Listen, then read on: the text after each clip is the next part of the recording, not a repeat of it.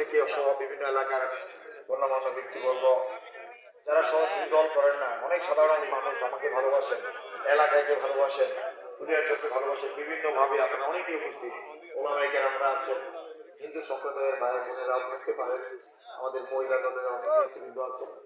আসলে আমাদের সবাইকে আমি আমার অন্তরের অন্তঃস্থল থেকে আমি আপনাদেরকে কৃতজ্ঞতা জানাই। আমি আপনাদের এই এলাকার মানুষ, এই এলাকার সন্তান।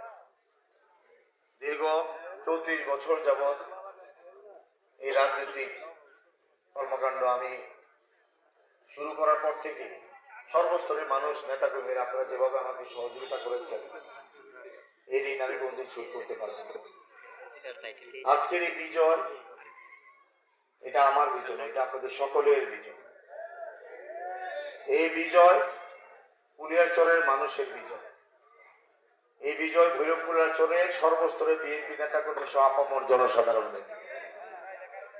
এখানে শুধু কোনো দল ভোট দেয় না, শুধু বিএনপি ভোট দেয় না, অন্যান্য ওলামায়ে কেরাম, হিন্দু সম্প্রদায়, আমার দলের নেতাকর্মী, ভোটার, আমার যারা শুভাকাঙ্ক্ষী, আমাকে যারা পছন্দ করেন, বিভিন্ন ভাবে খেটে খাওয়া শ্রমজীবী মানুষ, সর্বস্তরের মানুষ, আপনারা সবাই সহযোগিতা করেছেন।